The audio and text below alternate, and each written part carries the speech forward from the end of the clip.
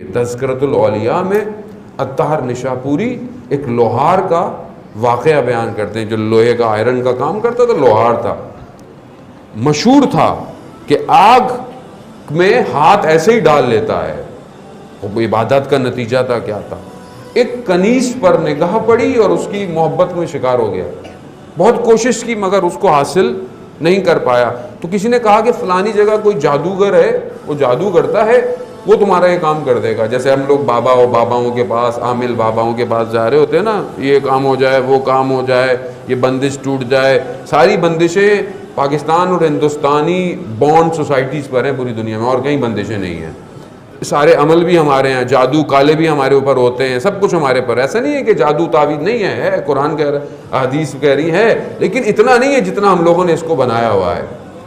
وہ جادوگر کے پاس گیا اور اس کو بولا کہ بھائی یہ، اس نے کوشش کی، جو بھی اس کا طریقہ تھا، اس نے بولا میرا کام نہیں ہو رہا تمہارے اوپر۔ کہا کیوں؟ کہا تم کوئی اچھا کام کرتے ہو، نماز پڑھتے ہو؟ کہتا ہاں میں نماز پڑھتا ہوں، میں یہ کرتا ہوں۔ کہتا ہے 40 دن نماز نہیں پڑھو، کوئی اچھا کام نہیں کرو، پھر میرے پاس آؤ، کیونکہ میرا جادو کام نہیں کر رہا۔ دیکھا آپ نے، یعنی پہلے نجاست دور ہو یہ عبادت سے، پھر اس کے اوپر دشمن کام کرتا ہے۔ جب ہم رات کو بیٹھتے رہتے ہیں میڈیا کے آگے، صبح فجر کی نماز قضا کیوں ہو جاتی ہے؟ کیونکہ قلب جو ہے وہ سیاہ ہو جاتا ہے کسی چیز کی وجہ سے، بوجھ ہے، وزن ہے میرے اوپر، میرے اعمال کا، میں بیٹھتا ہوں مجھے پتہ ہی نہیں ہے میں نے کتنی غیبتیں کی، کتنے دل دکھائے، اور وہ بھاری پن سے مجھے کون فجر میں اٹھائے گا؟ کون میرے بدن کو کوئی نہیں اٹھے گا، روح بھاری ہوئی ہوئی ہے اس وقت۔ خیر وہ گیا، 40 ڈیز اس نے کوئی نماز نہیں پڑھی، کچھ نہیں کیا، واپس آیا، اس نے پھر اپنا کوئی کیا عمل، دیکھا پھر کام نہیں کر رہا۔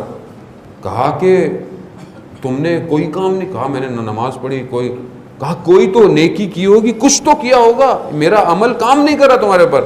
کہا جب میں تمہارے پاس آ رہا تھا تو رستے میں ایک پتھر پڑا ہوا تھا، میں نے پاؤں سے اس پتھر کو سائڈ پہ کر دیا کہ کوئی گر نہ جائے۔